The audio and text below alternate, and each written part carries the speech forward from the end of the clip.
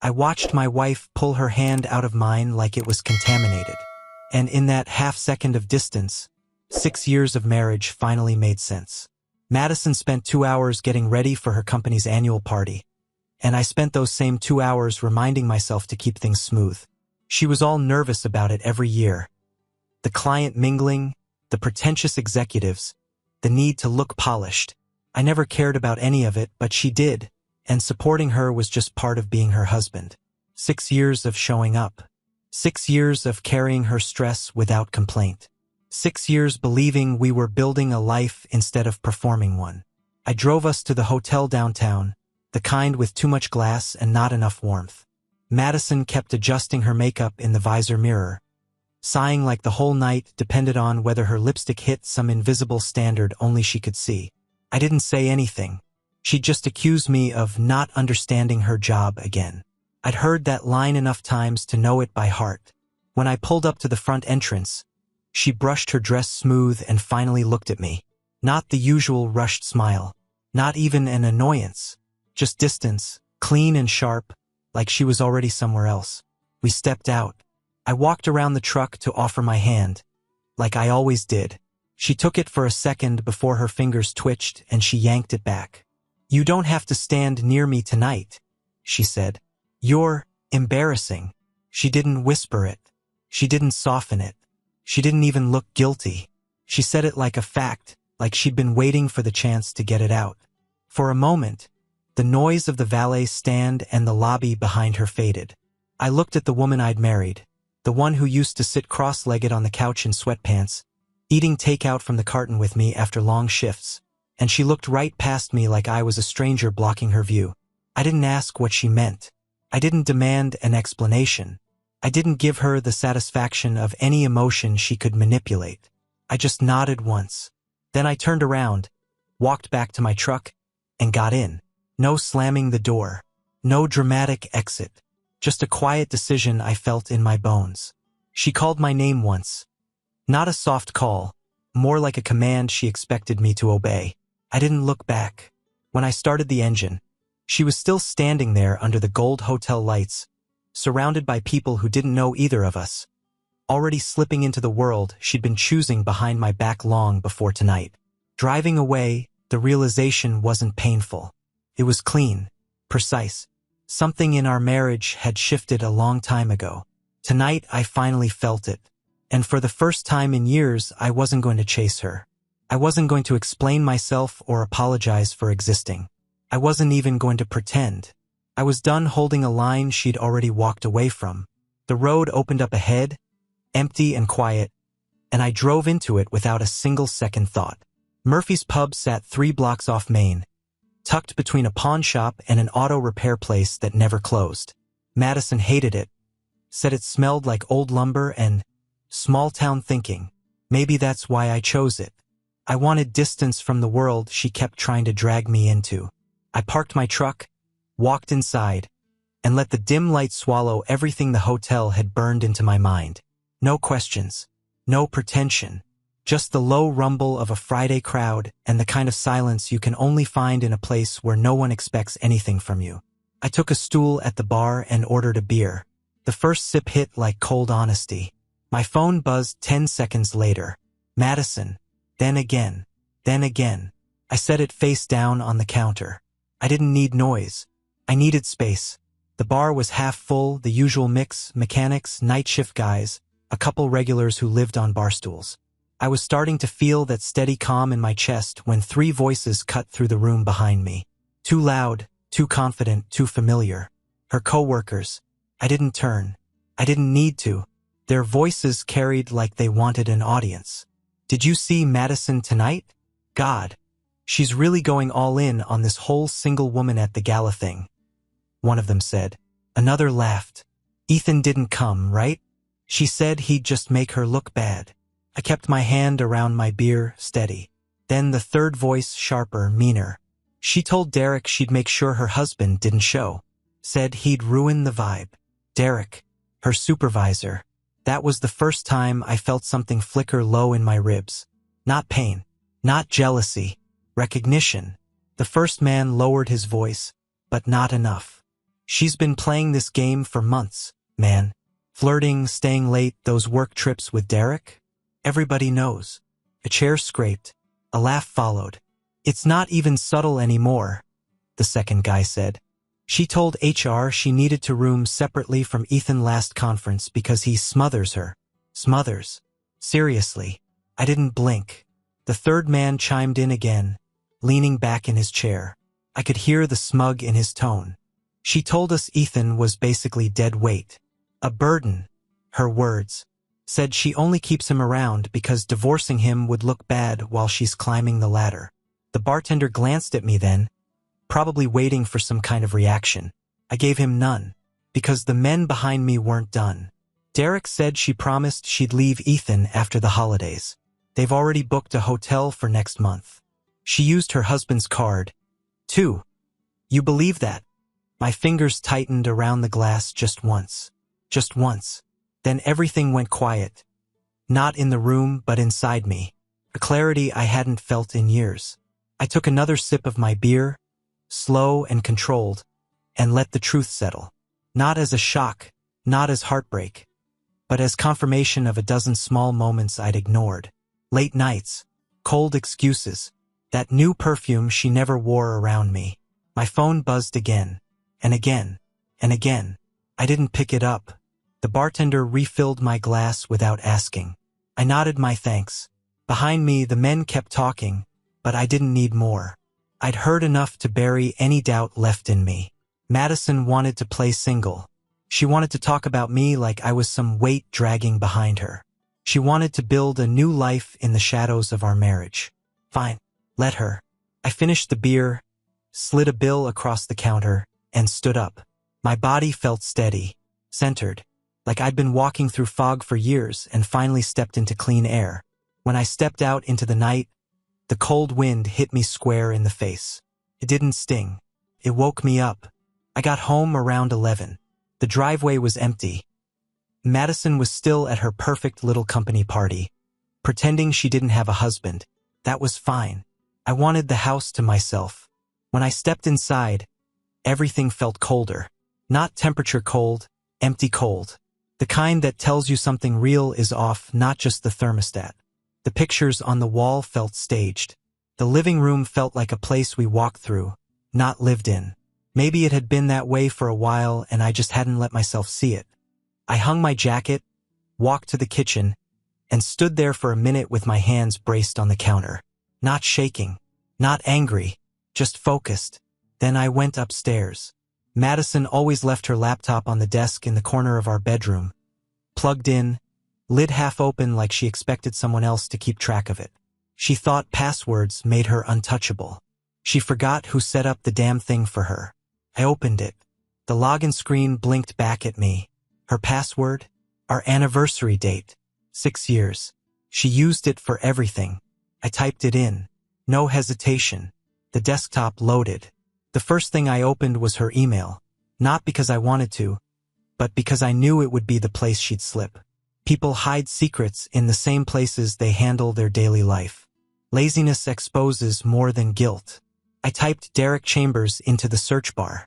37 results. The first email wasn't even subtle. A chain titled Trip Logistics. I opened it. Hotel reservations. 2 nights. Her name and Derek's. Booked with our joint savings debit card. I kept going. The messages got worse. Not obscene, not romantic. Just intimate. Real. The kind of casual closeness that comes from weeks, months, maybe longer of sharing things I hadn't heard from her in years. Photos next. Selfies she never sent me. Restaurant tables I'd never seen. A shot of her in a hotel mirror. Dress half-zipped. Captioned, "Almost ready. Don't be late this time." I felt something tighten in my chest, but it wasn't painful. It was confirmation. Cold, clean confirmation. Then I found the bank transfers. $8,000. Moved out slowly, a few hundred here, 1,000 there. All to a private account with her name on it and no explanation. That told me everything I needed to know. She wasn't just cheating. She was planning her exit. I clicked print on every piece of proof. Emails, photos, statements, receipts. I made a folder on my phone and backed every file into it. No dramatics. No yelling into the empty room. Just evidence. By the time the printer finished grinding through the last page, my mind was already working through the next steps. Money, property, divorce, not conversation, not reconciliation. I pulled out my phone and called the only person who wouldn't feed me false comfort. My cousin Jake. He answered on the second ring. "You good?" "Not really," I said. My voice sounded steady. Too steady. "I found everything." There was a pause. Jake wasn't a man who reacted fast. He absorbed first. "You want me to head over?" "No, I'm handling it. But I need advice." "Financial first," he said. "Lock down your accounts. And call Nora Welch." I knew the name. Family friend. Divorce attorney. Sharp enough to gut someone politely. Jake exhaled through the phone. Listen to me. When you're dealing with someone who's been lying that long, you stay calm. You stay smart. And you don't tell her what you know until you're ready." "I'm past ready," I said. "No," he replied. "You're past angry. There's a difference." He wasn't wrong. I thanked him, hung up, and sat on the edge of the bed. The house was silent. The kind of silence that comes when a lie finally suffocates. I looked at the stack of printed pages beside me. The truth in black and white. She'd spent months sneaking around. She'd stolen from our joint account. She'd built a separate life behind my back. But now the fog is gone. And once a man sees clearly, he doesn't unsee. I gathered the pages into a neat pile and set them on my nightstand. There was no going back. Only forward. Madison got home a little after midnight. I heard her before I saw her. Heels hitting the hardwood too fast. The front door swinging shut like she wanted the whole neighborhood to know she was pissed. I stayed at the kitchen table, sorting through the printed evidence one last time. Not hiding anything. Just looking at it the way a man looks at the truth when he's finally stopped lying to himself. She stormed into the room, makeup smudged, dress wrinkled, breathing hard like she'd sprinted from her car. "Ethan, what the hell was that tonight?" she snapped. I didn't answer. That was the first shift. She wasn't used to silence. She was used to me calming her down, smoothing things over, apologizing for things I didn't do. She stepped closer. "You left me there. Do you understand how humiliating that was?" I turned a page like I was reading an instruction manual. Her voice sharpened. "Are you kidding me right now?" I looked up, calm, steady, nothing for her to grip onto. "I heard you," I said. "I believed you. Then I left." She blinked, thrown off by the simplicity of it. "I didn't mean it like that." "You meant it exactly like that." She opened her mouth, closed it, then switched strategies, the familiar shift. Disbelief to irritation. Irritation to guilt. "Ethan, you embarrassed me," she said, softer now, leaning into the tone she used when she wanted me to back down. "You know how important tonight was." But the trick didn't land. I pushed the stack of papers into a folder and stood up. "Not my problem." Her eyes narrowed, catching the dismissal. "Why are you acting like this?" "Like what?" I asked. Not defensive. Curious. Controlled. "Cold," she said. "Detached." I shrugged. "I had a long night." She scoffed.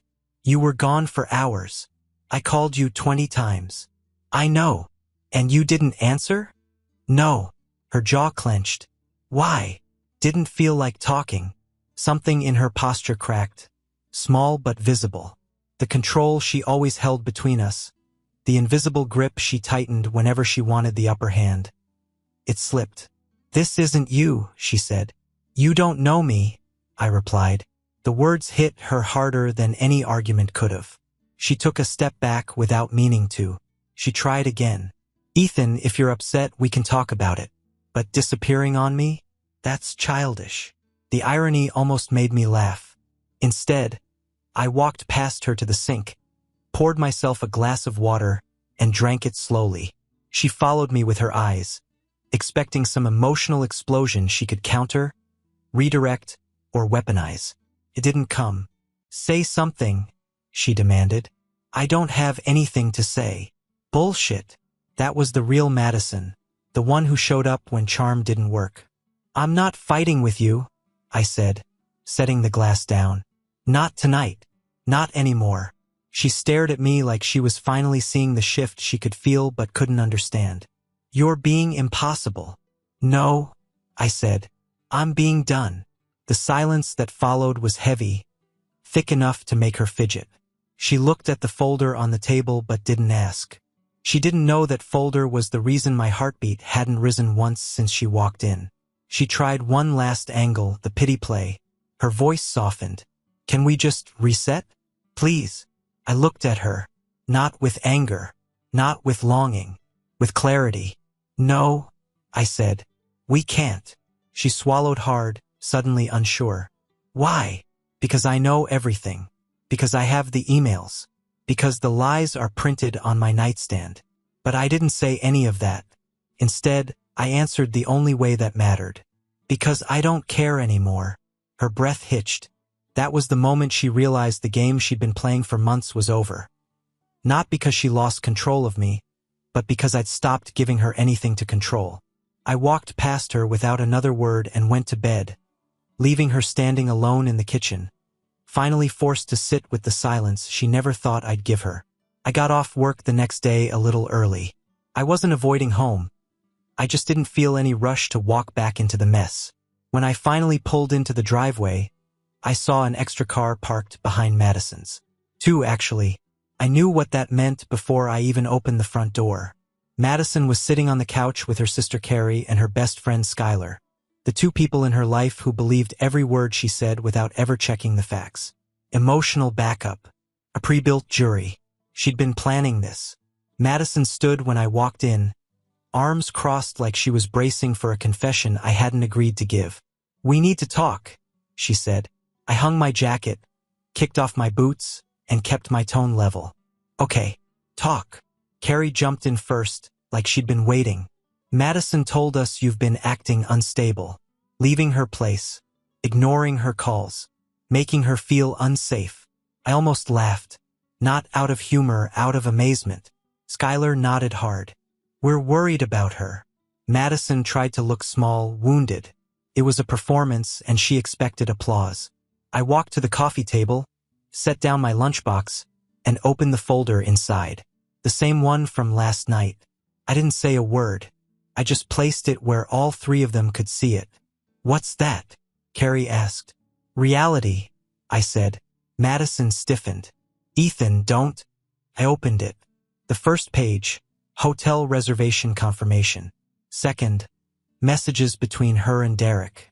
Third, screenshots of the transfer withdrawals. Fourth, fifth, sixth, every lie printed clean. Skylar's hand went to her mouth. Carrie's face was drained of color. Madison tried to grab the papers, but I put my hand over them, steady and calm. "You brought witnesses," I said. "So let them witness." Carrie looked at Madison, voice cracking. "Is this real?" Madison stammered. It's not what it looks like." "It's exactly what it looks like," I said. Skylar flipped through the stack like she was afraid it would burn her fingers. "Madison, you said Ethan was paranoid. You said he was lying." I finished for her. Madison's eyes snapped to me, full of panic now, not anger. "You're twisting things." I didn't raise my voice. "I didn't twist anything. I printed it." The room went quiet, except for Madison's breathing, sharp, uneven, unraveling. Then something unexpected happened. Our neighbor Maya, who must have heard the voices through the open window, stepped into the doorway, holding a bag of groceries. "Everything okay?" she asked. Before Madison could answer, Carrie held up the pages. "She cheated," she said. "She's been stealing their money. She shook her head. "This is bad." Skylar stood. "I'm not staying for this." Madison reached for her. "Sky, wait." She pulled her arm away. "I can't defend you in this." Maya set her groceries down slowly. "Madison, you told me Ethan was controlling. This doesn't look anything like what you said." Madison broke then. Not into tears, but into excuses. Fast, messy excuses. "You're all ganging up on me. He's manipulating you.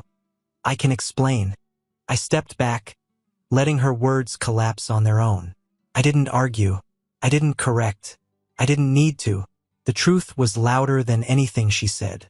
When the room finally went silent, Madison realized she'd lost control of the narrative, the audience, and the moment. And she realized something else, too.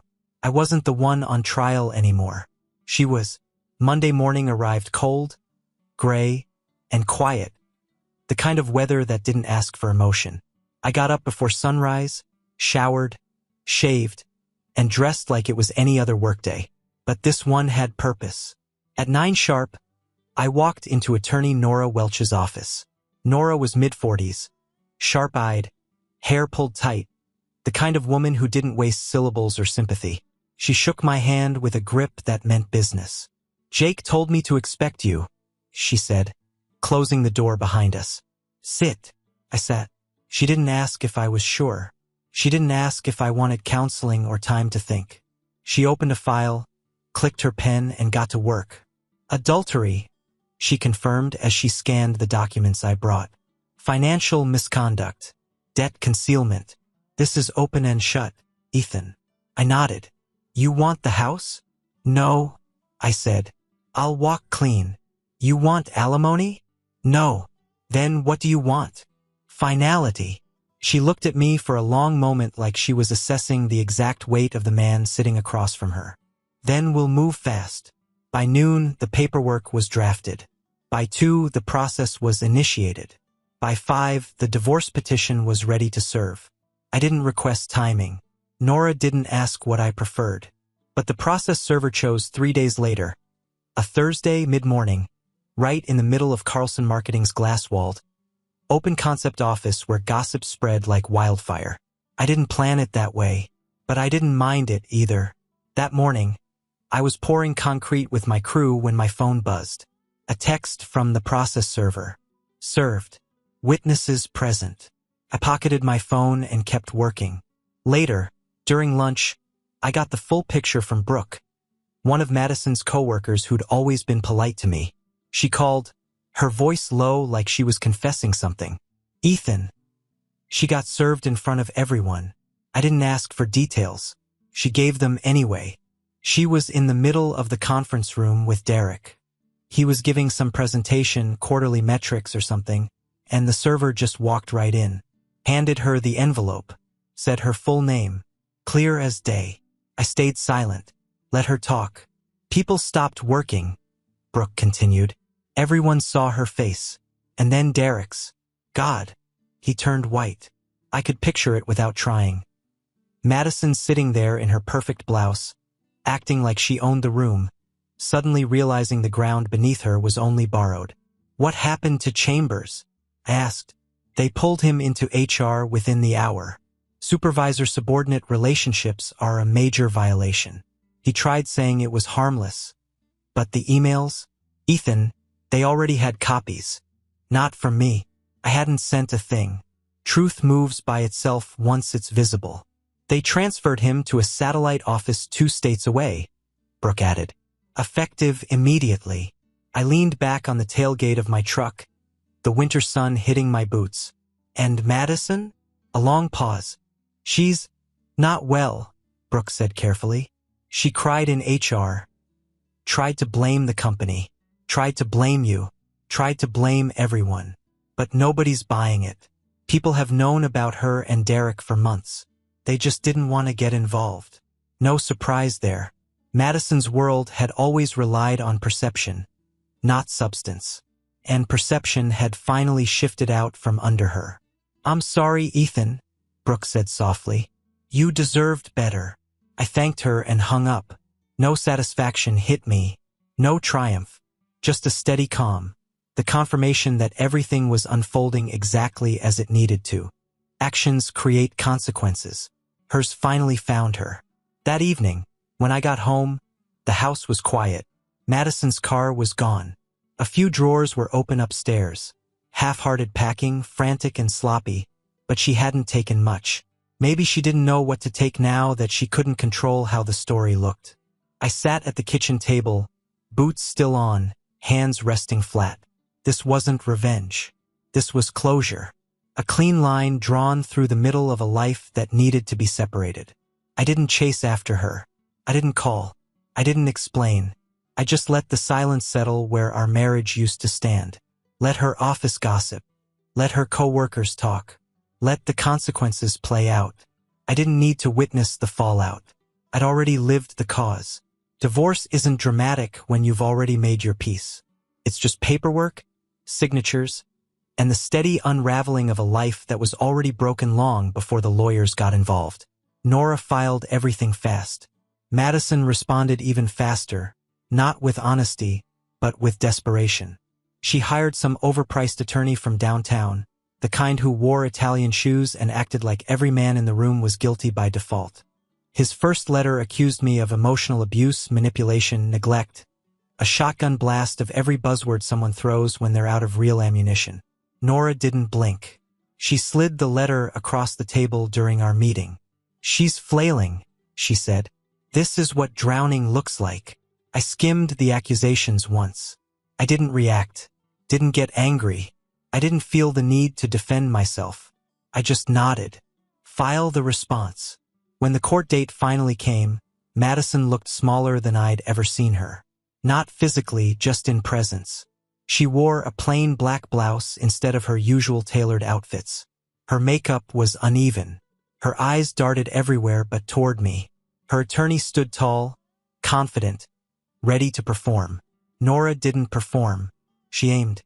The judge barely let Madison's attorney finish his opening argument before turning to Nora, who slid a thick binder onto the table with a sound that cut the room clean in half.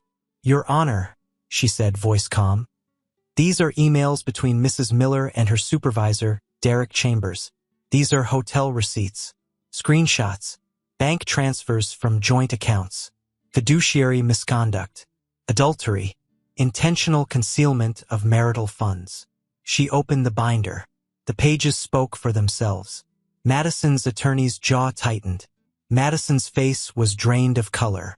The judge flipped through the documents slowly, like he wanted to give her the chance to sink inch by inch. When he finally looked up, his expression was unmistakable. Disappointment mixed with a hint of irritation. "Mrs. Miller," he said, "your allegations hold no weight. In contrast, Mr. Miller's documentation is thorough." That was the moment her case collapsed. Not with yelling, not with drama, just the sound of facts landing exactly where they needed to. By the end of the hearing, the settlement was clear and final. No alimony, no access to my accounts, return of the stolen $8,000. Division of property clean, simple, fair. Madison didn't fight it. Not anymore. Every bit of her energy had burned out somewhere between losing her affair partner's protection and watching her lies get dismantled in front of a judge. Afterward, outside the courthouse, she tried to speak to me. "Ethan, I didn't mean for it to end like this." I met her eyes for the first time that day. It ended months ago. Today just made it official.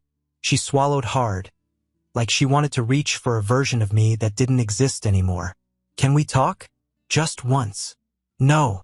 Her breath caught. She wasn't used to doors closing that cleanly.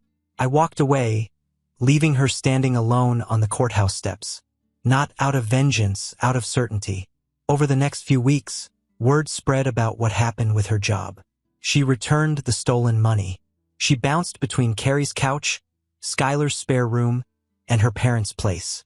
She applied for new positions, but references are quiet knives, and hers were dull or unwilling. Meanwhile, my life didn't just stabilize. It got better. I bought a small house on the edge of town. Nothing fancy, one story, quiet yard, good soil for a garden. I fixed it up in the evenings, steady and sure. My hands stayed busy, my mind clearer than it had been in years. I reconnected with buddies I'd drifted from, picked up overtime when I wanted it, slept deeper, woke up without tension. Regained parts of myself I hadn't realized I'd set aside. Madison's choices cost her reputation, money, and stability. Mine brought me peace. And the biggest difference between us was simple. I accepted the truth. She ran from it. 6 months passed like steady weather. No storms, No sudden heat, just quiet days strung together. I worked, I slept, I rebuilt.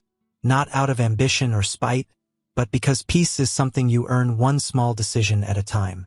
My new place had settled into something that actually felt like mine. Tools hung where I wanted them. Coffee mugs stacked the way I liked. The silence wasn't heavy anymore. It was clean. On a Saturday morning in early spring, I drove into town to grab groceries. Nothing special: eggs, bread, a new pair of work gloves if the hardware aisle had a sale. The kind of errands men do without thinking. I was checking the price on a bag of coffee when I heard my name. Ethan? I turned. Brooke, one of Madison's co-workers. The one who'd always kept her head down and stayed out of the office drama.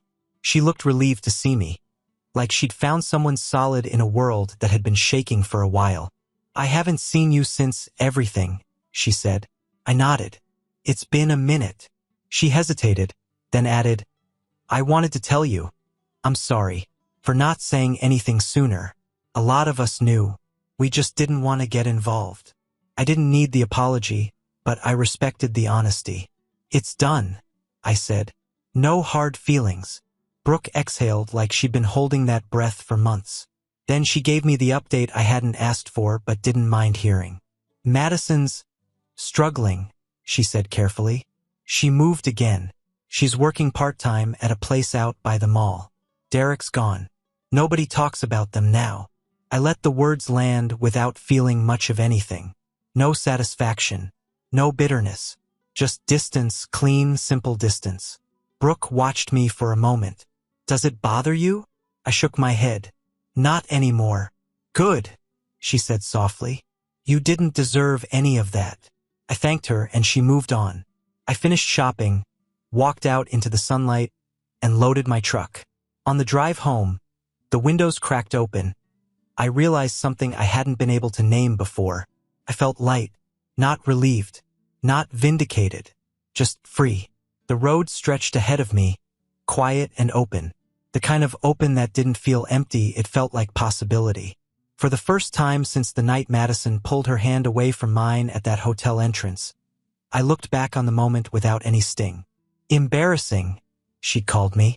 It used to echo in my head. Now it felt like a clean turning point, the first honest thing she'd said in months. Not because it was true, but because it showed me exactly who she had become. And when someone shows you who they are, you don't argue. You believe them, you adjust your footing, and you walk the other direction with your dignity intact. When I pulled into my driveway, the sun was settling low and warm over the yard. I stepped out of the truck, felt the solid ground under my boots, and breathed deep. My life wasn't perfect, but it was mine, and that was enough. Subscribe and stay one step ahead of cheaters. And trust me, the next story makes this one look like a fairy tale.